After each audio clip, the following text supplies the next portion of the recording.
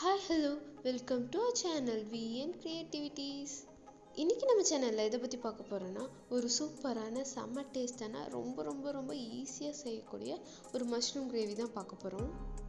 எனக்கு தெரிஞ்ச most simplest way of making mushroom gravy இது தாங்க.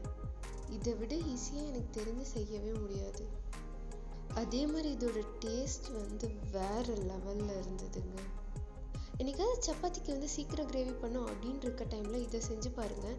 வேலையும் சீக்கிரம் முடிஞ்சிடும் அண்ட் டேஸ்ட்டும் வேறு லெவலில் இருக்குங்க.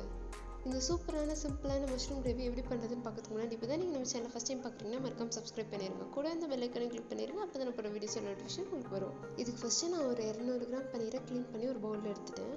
இதில் 2 டீஸ்பூன் அளவுக்கு இஞ்சி பூண்டு பேஸ்ட், 1 டீஸ்பூன் அளவு மல்லித்தூள், 1 teaspoon garam masala and 1/2 teaspoon மஞ்சள் தூள் ஆட் பண்ணி அடுத்ததாக இது கூடவே 1 டீஸ்பூன் அளவுக்கு நான் சிக்கன் மசாலா ஆட் பண்ணுறேன். இது ஆப்ஷனல் தான், உங்களுக்கு தேவைன்னா யூஸ் பண்ணிக்கோங்க, இல்லைன்னா விட்டுருங்க. அடுத்ததாக இது கூடவே ஒரு 2 டீஸ்பூன் அளவுக்கு தயிர் ஊற்றிக்கலாம். இப்போ இது எல்லாத்தையும் சேர்த்து நல்லா நம்ம மிக்ஸ் பண்ணி விட்டுடலாம். இது எல்லா கலர் மேலேயும் நல்லா படுற மாதிரி நல்லா நம்ம மிக்ஸ் பண்ணிடலாம். ஒருவேளை நீங்கள் மிக்ஸ் பண்ணும் போது இது ரொம்ப ட்ரையாக இருக்க மாதிரி உங்களுக்கு தோணுச்சுன்னா இன்னும் கொஞ்சம் லைட்டாக தயிர் ஊற்றிக்கோங்க. தண்ணி ஊற்றிடாதீங்க, வெறும் தயிர் மட்டும் தான் ஊற்றணும். இப்போ இதெல்லாம் ஓரளவுக்கு நல்லா மிக்ஸ் ஆகிடுச்சு.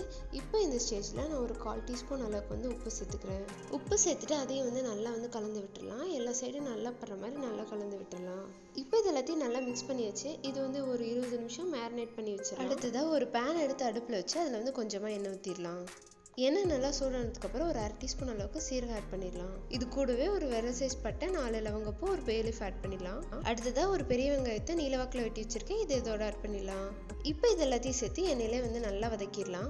இந்த வெங்காயம் இந்த எண்ணெயிலே நல்லா வதங்கி அது டிரான்ஸ்பரண்ட் ஆகி நல்லா கோல்டன் ப்ரௌன் ஆகணும். அந்தளவுக்கு இதை நம்ம நல்லா வதக்கிடணும். இப்போ பாருங்கள், வெங்காயம் எந்த அளவுக்கு நல்லா ப்ரௌன் கலரில் ஆகிருக்கு அப்படின்ட்டு. இந்த மாதிரி ஆகிற அளவுக்கு நம்ம அதை நல்லா வதக்கணும். இது எந்த அளவுக்கு நல்லா வதங்குதோ அந்த அளவுக்கு நமக்கு நல்லா டேஸ்ட் கொடுக்கும். இப்போ இந்த ஸ்டேஜில் நம்ம மேரினேட் பண்ணி வச்சுருக்கோம் இல்லையா மஷ்ரூம், அதை இதில் ஆட் பண்ணிடலாம். இந்த மஷ்ரூம்ஸை கொஞ்சம் கொஞ்சமாக ஆட் பண்ணிட்டு அதை நல்லா மிக்ஸ் பண்ணி விட்டுடலாம். நம்ம மேரினேட் பண்ணி வச்சுருக்க மஷ்ரூமே எவ்வளோ தண்ணி விட்டுருக்கு அப்படின்னு பாருங்கள். இதனால தான் நான் இதில் தயிரை தவிர தண்ணி சேர்க்கக்கூடாது அப்படின்னு சொல்லியிருந்தேன். இப்போ இதை வதக்கும் போது இன்னும் தண்ணி விடும். ஸோ நம்ம இதில் தண்ணியே ஊற்றக்கூடாது. இதில் இருக்கிற தண்ணியிலே இது வேகணும்.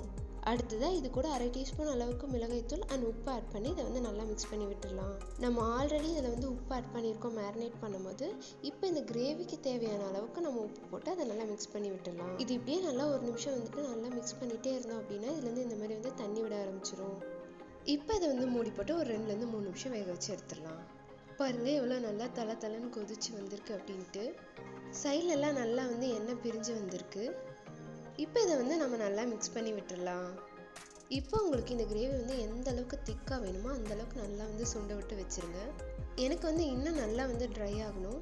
அதனால நான் இன்னும் கொஞ்சம் நேரம் இதை கிளறி விடுறேன். கடைசியாக எனக்கு எந்த அளவுக்கு திக்னஸ் வேணுமோ அந்த அளவுக்கு திக்னஸ் வந்ததுக்கப்புறமா ஒரு ஸ்பூன் அளவுக்கு கஸ்தூரி மேத்தி இதில் ஆட் பண்ணி நல்லா மிக்ஸ் பண்ணி விட்டுறேன். எனக்கு நல்லா ட்ரையாக இருக்கணும், அதனால் நான் இந்த ஸ்டேஜில் ஆஃப் பண்ணுறேன். உங்களுக்கு ஒரு வேளை செமி கிரேவியாக வேணும் அப்படின்னா நீங்கள் முன்னாடி ஆஃப் பண்ணிடுங்க. கடைசியாக இது மேலே கொஞ்சமாக கொத்தமல்லி இலைகளை தூவி அடுப்பு ஆஃப் பண்ணிட வேண்டியதான். இப்போ இந்த கொத்தமல்லி இலைகளை நல்லா மிக்ஸ் பண்ணி விட்டுடலாம். அவ்வளோதாங்க, நம்ம சிம்பிளான சூப்பரான மஷ்ரூம் கிரேவி சூப்பராக ரெடி ஆயிடுச்சு. பெருசாக எந்த வேலையும் இல்லாமல் வறுக்காமல் அரைக்காமல் அழகாக நம்ம பண்ணியாச்சு. பார்க்கவே நல்லா திக்காக க்ரீமியாக இருக்குல்ல.